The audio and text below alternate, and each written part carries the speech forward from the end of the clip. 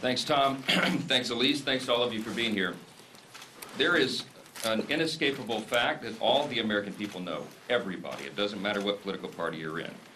Joe Biden and his administration have created a catastrophe on the border. Everybody knows it. The American people are demanding that we do something about it. We're trying. As you all well know, many months ago, the House Republican majority passed H.R. 2. That's our Secure the Border Act, which has all the necessary provisions to get this catastrophe under control. Why did we pass the legislation? We passed it because the president has refused to use his executive authority to reverse the catastrophe that he used his executive authority to create. That's the fact. We're desperate to try to get this done. We've been trying for 9 months, longer, to reverse the damage that they've done. The president has refused to act. It's been noted this morning, today, the Homeland Security Committee will take the next necessary step that's available to us, marking up and passing articles of impeachment for Secretary Mayorkas. He has presided over and helped usher in the largest illegal immigration catastrophe in our nation's history. It's not even close. Again, this is a self-evident truth that everyone knows. He has willfully undermined America's laws. He's made false statements to Congress and the American people. He made false statements to me personally in the Judiciary Committee many months ago. And he has handicapped law enforcement.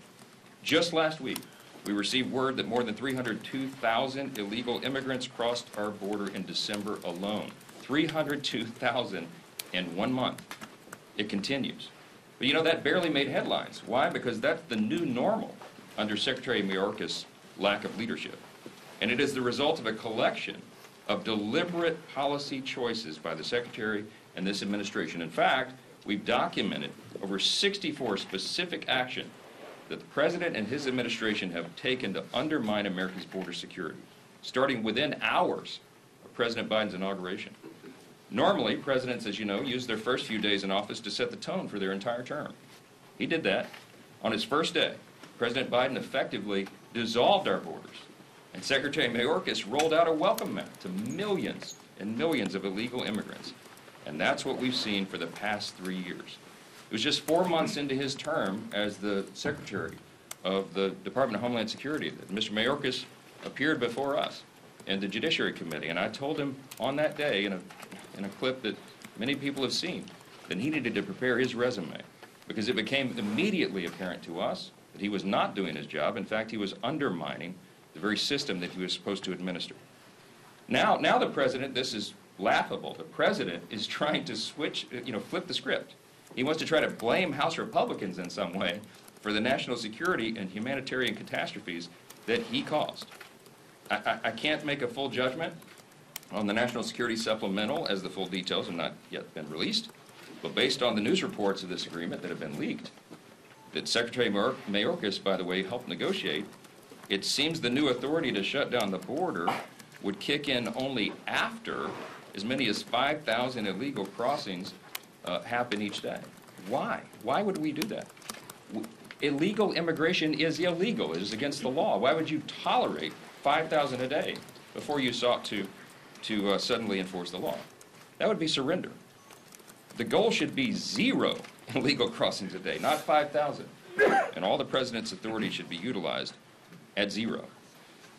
Many of you may know about this letter that we received, an alarming letter, dated January 17th, by former executives of the FBI, and this has been circulating. It's addressed to me and to Chuck Schumer in the Senate and to our committees of jurisdiction, the chairs of Intel, Homeland Security, and Foreign Affairs, and Homeland Security and Government Affairs in the Senate.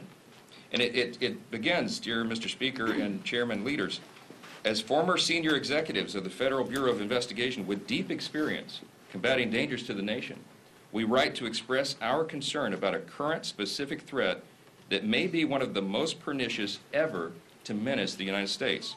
This is a long letter, but I want to read you a couple of excerpts. The threat we call out today is new and unfamiliar. In its modern history, the U.S. has never suffered an invasion of the homeland, and yet one is unfolding now.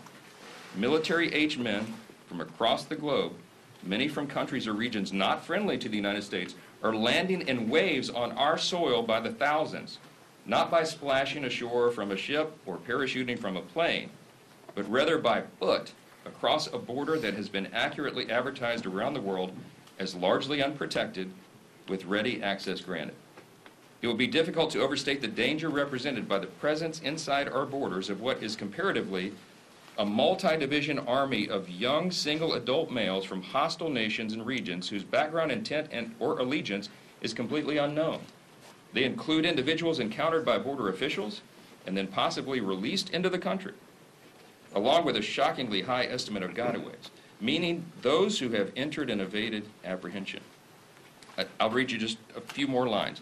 The country possesses dramatically diminished national security at this time because of this invasion, as our former FBI and intel officials said.